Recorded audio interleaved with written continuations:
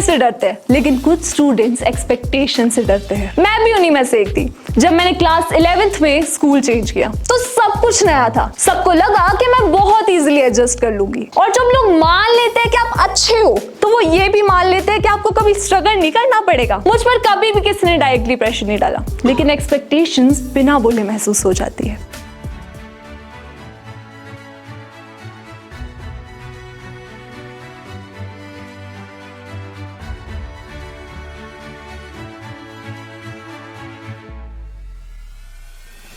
उम्मीदों की दौड़ में ख्वाब पीछे छूट जाते हैं और हम बस साबित करते करते खुद से दूर हो जाते हैं, खुद से दूर हो जाते हैं।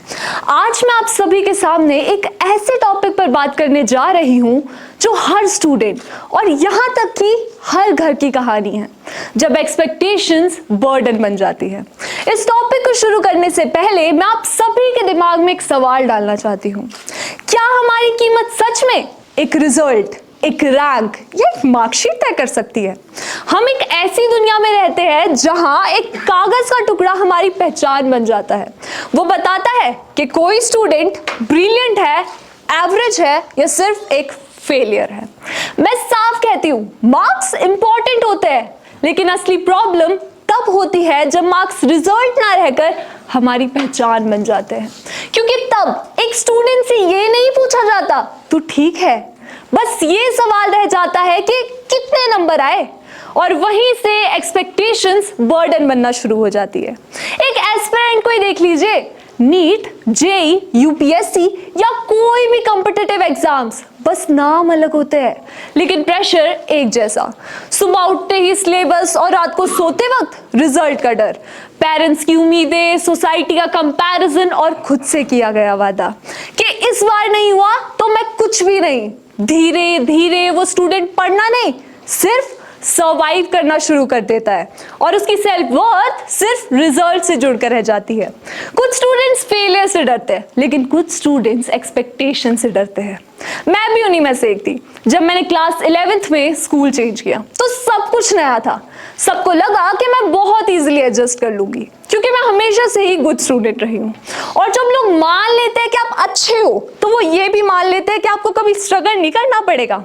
मुझ पर कभी भी किसी ने डायरेक्टली प्रेशर नहीं डाला, लेकिन एक्सपेक्टेशंस बिना बोले महसूस हो जाती है। और फिर आए मेरे फर्स्ट एग्जाम्स। मार्क्स बुरे नहीं थे, ना मैं फेल हुई थी, बस एवरेज थे।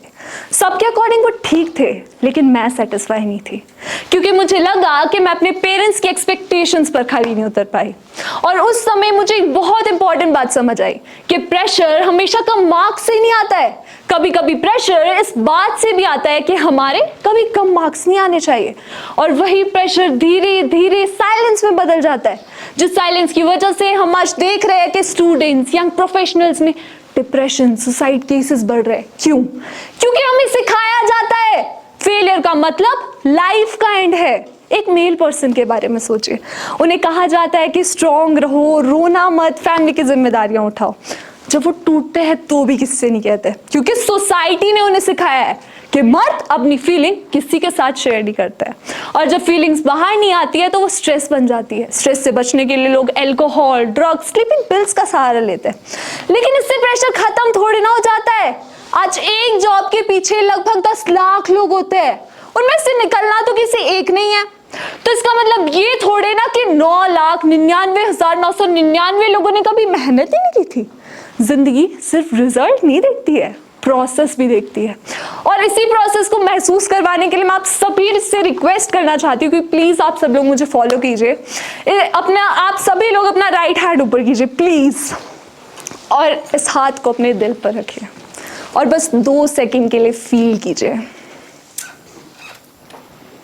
जो आपने अभी महसूस किया वो किसी की परसेंटेज नहीं थी, वो थी आपकी दिल की धड़कन, आपका पर्पस, जो हमें याद दिलाता है कि हम सिर्फ परफॉर्म करने के लिए नहीं बने, हम जिंदगी जीने के लिए बने, और इसकी कीमत कोई भी तय नहीं कर सकता है। तो हाँ, मेहनत करो, बड़े बड़े सपने देखो, मार्क्स की रिस्पेक्ट भी करो, लेकिन मार्क्स को कभी भी अपनी पहचान मत बनने दो।